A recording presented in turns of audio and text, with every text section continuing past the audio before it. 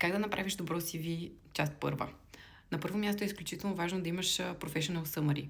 Никой не чете CV-то ти от до, защото особено ако имаш повече опит, просто е твърде дълго и затормозяващо. Attention span на хората вече е изключително нисък, съответно хората просто сканират през информацията. Така че улесни ги максимално, за да може най-важното за теб наистина да стане ясно още веднага, когато човек отвори CV-то ти.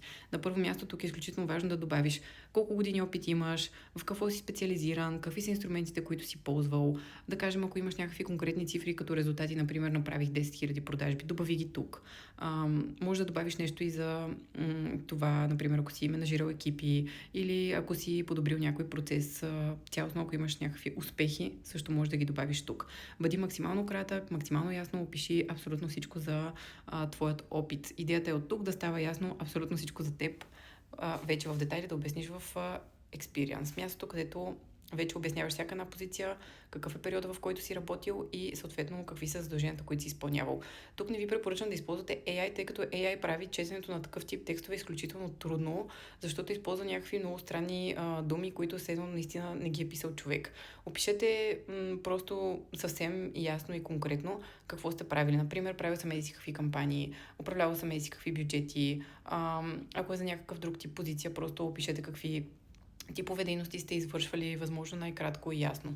След това е education. Education със сигурност трябва да е някъде по-назад в CV-то ви, а не на първо място, както виждам на повечето CV-та. Цялостно това е нещо, което хората вече гледат накрая. И ясно е, че опита е първото нещо, което се гледа. За съжаление, ако си джуниор, това не те улеснява много, но тук можеш да добавиш стажове, може да добавиш някакви курсове, които си минал, ако нямаш достатъчно опит и вече образованието да го оставиш малко по-надолу. И портфолио. Препоръчвам ти портфолиото да бъде в отделен линк, т.е. можеш да го добавиш като секция тук и да добавиш линк към портфолиото отделно, защото често иначе CV-то става твърде тежко от прекалено много страници, които често всъщност изобщо не биват видяни от никой.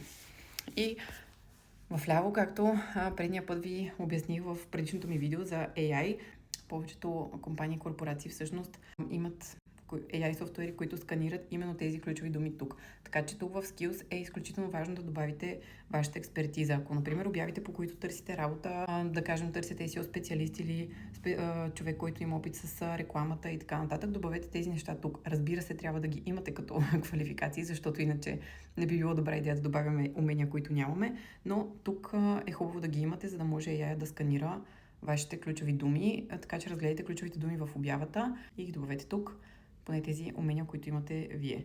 Интереси, като цяло не е лошо да добавите и нещо, което е интересно за вас или някакви курсове, допълнителни сертификати, които имате, но като цяло аз би ви препоръчала тук по-скоро да изброите максимално много умения, за да може AI да ги сканира и да бъдете наистина отчетен като подходящ кандидат за обявата, а интересите може би по-скоро да ги добавите на някаква втора страница, в случай, че искате изобщо да добавите такива.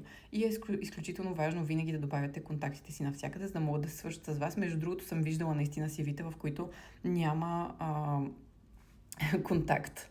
И единственият вариант, чрез който може да се свържеш с човека, всъщност е, например, имейл, но винаги е хубаво да оставяте и телефон. Ако имате уебсайт с портфолио, може да го добавите тук. Общо взето, това са най-важните неща, които ви трябват за едно добро CV. Даже бих ви препоръчала в някои части да болдвате, ако имате някакви наистина конкретни резултати. Както ви споменах, например, направих 10 000 продажби или постигнах еди си какъв резултат, можете тук да ги болднете тези неща, за да може HR-ите да сканират и така всъщност да ви забележат по-ясно.